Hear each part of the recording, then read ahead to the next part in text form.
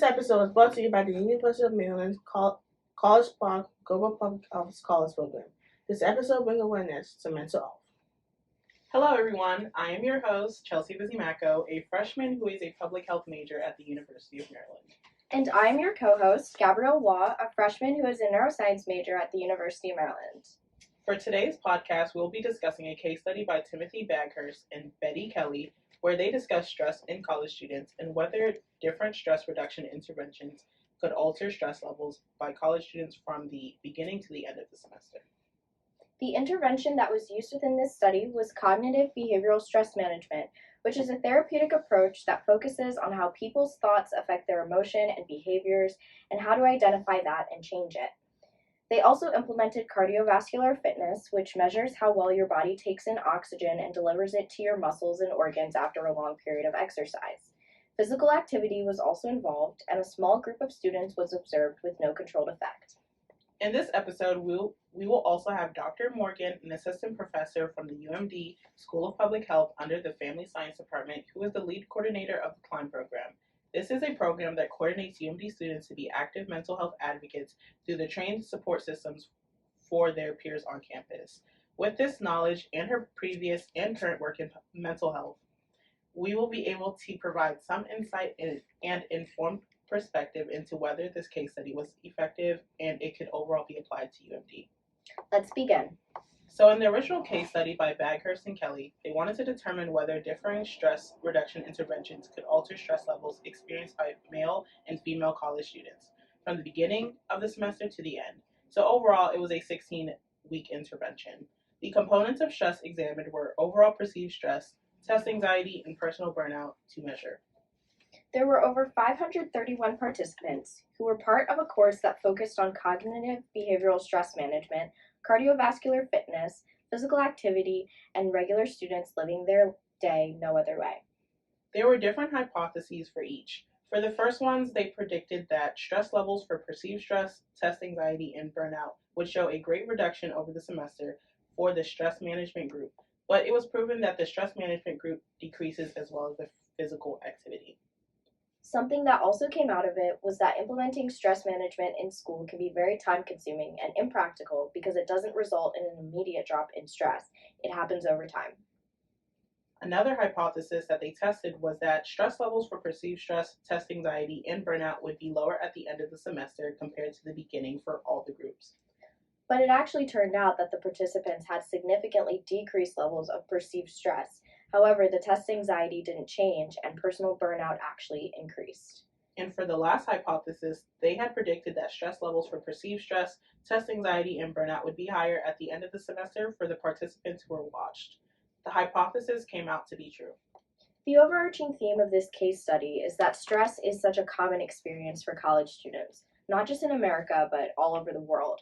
Stress can negatively affect students by destroying their mental and physical health. However, it can be manageable with psychological interventions and physical activity. Students just aren't aware of the benefits of finding solutions to stress, which is what this case study focuses on, proving the benefits of maintaining personal mental health. We are now going to move on to the next part of this podcast, where we asked our podcast guest, Dr. Amy Morgan, to join the conversation on this case study. Unfortunately, Dr. Amy Morgan was unavailable to come physically into the building and record the podcast, but we were able to get a response to some of the questions that we had for her. We asked Dr. Morgan, what do you think of the case study? Was it effective or ineffective? She stated that she thinks it was effective and that it underscored the importance of addressing college students' mental health by equipping students directly with needed skills. It's a good start, and they need much more research and attention on effective tools to address college students' mental health. She also can't talk about college students' mental health without talking about the impact of racial stress and trauma. Interventions must be culturally responsive and attend to the impact of microaggressions and discriminations to be truly attuned to mental health. So as college students, do we personally think like this case study was offensive?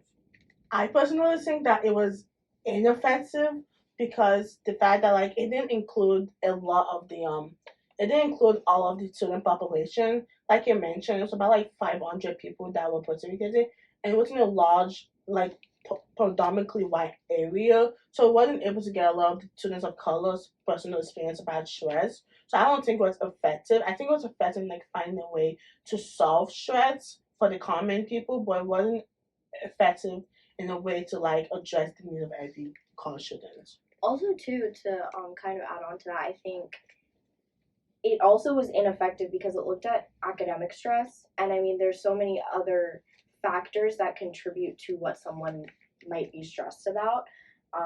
Things like relationships, familial issues, you never know what's going on with someone, and I don't think this study is a good picture of what stress is.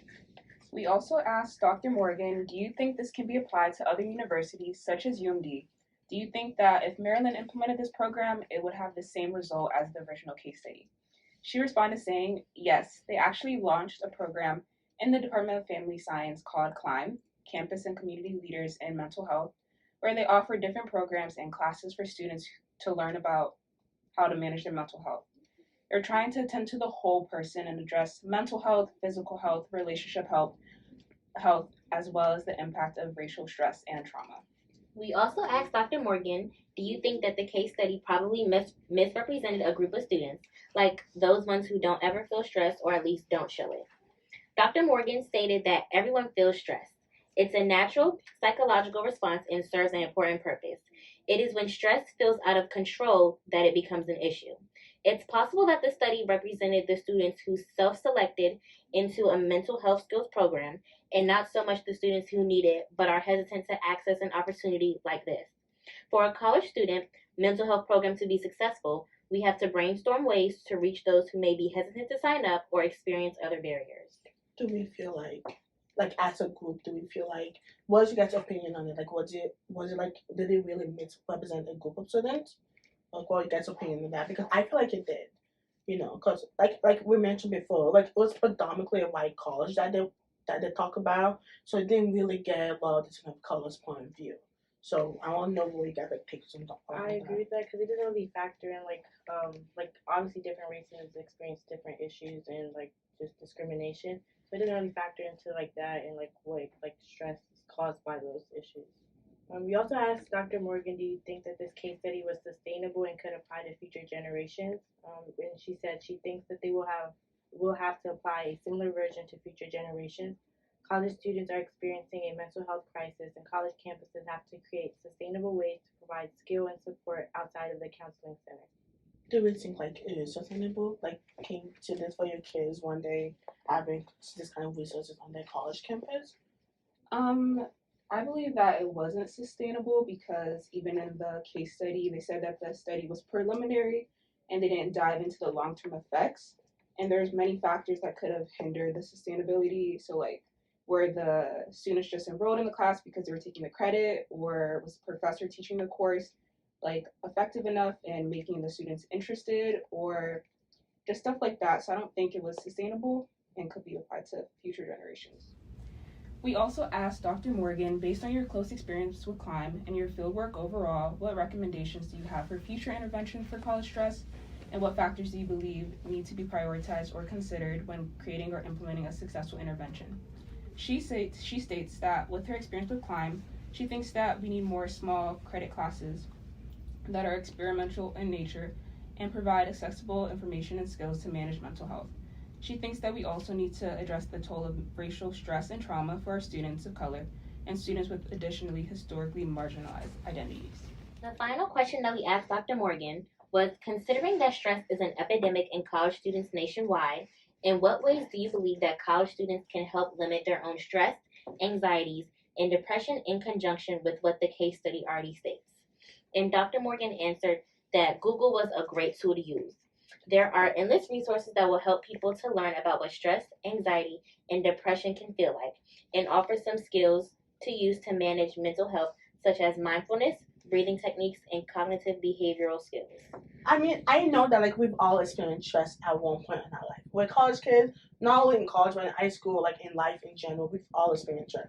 What are some of you guys like ways to like deal with stress? Because for me personally, I feel like when I go to sleep, just sleeping kind of just gets away all my stress. I don't have to worry about it all. So that's like how I deal with stress, which is like really like not sustainable and it's like not really helpful, but like it's like my way. So I want to know what you guys way of like dealing with stress is? Just talking to somebody that really does help, even if it's just one person, like a friend, or even like, a professor, talk about your issues, that does help a lot. Yeah, one thing I also do is like I'll walk around like just outside to clear my head. Give a little promo or whatever. I actually did take FMCS 177 USAD, which basically talks about basically coping with stress, anxiety, and depression, which is a prerequisite to enter the CLIMB program. So, future CLIMB program advocate on campus.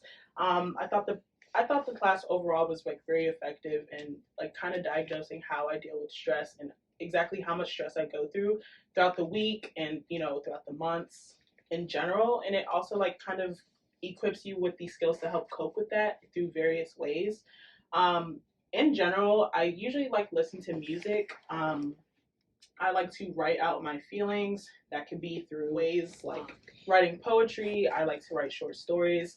I like to kind of de-stress and go on TikTok. 1 hour can lead to 4. I gotta be accountable.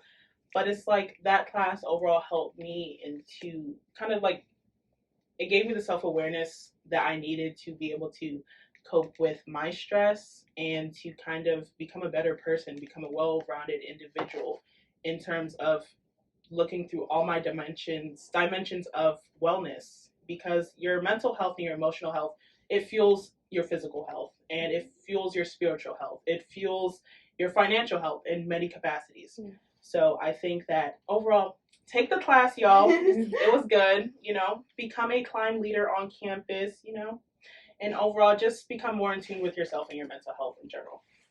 What about you, Gabby? How do you deal with stress? It honestly depends on how bad it is. Because I de-stress by like hanging out with friends, just like, wasting time, distracting myself really. But other times I will like take time to myself, maybe, watch my favorite show, for like a few hours, or invest in some self-care, different things. I too do fall victim to the sleeping your problems away. But I mean, there are myriad of things like you can do to kind of just de-stress, relax. I think like stress, honestly, there is no way to distress someone. I mean, yes, the common, like, as the case study shows, like, the common way to not be stressed is to, like, do physical activity, which is not bad. But I feel like everyone has their own way of distressing. Like, what might work for you might not work for me, and what might work for this person might not work for another person. And even if, and this doesn't just, like, this is not just about, like, ways or, like, stuff like that. Literally, people in, like, the same ways might have different way of, distressing themselves. Like, someone might find distracting like video therapy, or like someone might be like sleeping or hanging out with their friends. It honestly just varies from people to people, and also the environment you grew up in and how you deal with stress as a kid. Like, what were the resources that your parents, or like, how did you grow up and perceive stress, and what did you, by that environment, how were you able to like know how to end the stress? I mean, honestly, it always varies. I don't think there's like a solution to this. Sounds like, what do you think? I don't know if anyone like follows that, but like, just like, what do you guys think of like what's your own personal like, how do you distress? There is no like one way to like distress that's gonna be effective for everyone. In summation, this case study, as we mentioned earlier in the episode, was about determining whether differing stress reduction interventions could alter stress levels experienced by male and female students from the beginning to the end of the semester. It used cognitive behavioral stress management, cardiovascular fitness, physical activity, and a control group to see if they would lower stress levels in college students, and which method was the most effective way to lower stress levels. The researchers found that the most effective method to reduce stress among college students was through physical activity. What do you guys like, based on like the case study, like what we've been going over to show with the podcast, and like Dr. Morgan's response to the questions, and like how she thought about the case study? What do you guys think were like the needs and the strengths of the case study? Like, what do you guys think that they really good in this, but they failed in doing this? So overall, with the case study, I think what we have to realize was that this case study was published in 2013. So the scope of mental health looked drastically different in that time. So, as we were saying throughout our podcast episode, was that mental health looks different from person to person. But when we have a society that doesn't really talk about mental health, oftentimes we don't really know how to diagnose where our mental health is, or how we're able to cope with stress, and how we're able to diagnose what stress looks like to us. So, in terms of that question, I believe that from this era in 2013, which was basically a decade ago, I think it did what it needed to do to start that conversation. It didn't necessarily, cater to all groups of people. Of course, the amount of people that they were surveying or like questioning was about 500 students. And if we think of that in terms of a college or university population, that is drastically low. So perspectives based on that number, it's not going to be as encompassing in which we need it to be. And considering that over 70% of the population of this case study was white people, their stress is not the same as a person of color stress. And as Gabby said earlier, stress encompasses a lot of things. It varies from a lot of sources. It can vary from family issues. It can vary from relationship issues, whether it's your friend, your partner, or anything. And overall, I think that most POC or like people of color, their points of view and their mental health kind of gets invalidated. Mm-hmm. But luckily in 2023 now, we're kind of more so focusing on people of color, what racial stress and trauma looks like for us as people of color on a predominantly white campus and institution overall. And I think that with that, we're able to kind of contribute more informed perspectives on how people of color are able to navigate mental health and stress, because we have the avenues to do that now, which we didn't have in 2013. So overall, I think that it was sustainable in the aspect that it started a conversation and it gave the avenue for people to kind of talk about mental health, but it's not going to be able to be sustainable now in 2023, where we need way more than just a survey of 531 students, especially at UMD, which is over 40,000. Yeah. So. Yeah, I completely agree with that sentiment. I think this case study was what it needed to be for that time, because now that we've destigmatized mental health, we're looking at a completely different conversation. As we've said previously, mental health encompasses a lot of things. Stress encompasses a lot of things. So, of course, with everybody being different and everybody experiencing their own lives, there are different things to consider in terms of that. So instead of looking at this on like a population level, I think moving forward, this case study would have to move in the direction of like an individual level, because the only way to treat stress is to treat it for the individual's needs. Like you can't apply a general stress treatment for a large group of people, because everyone needs something different.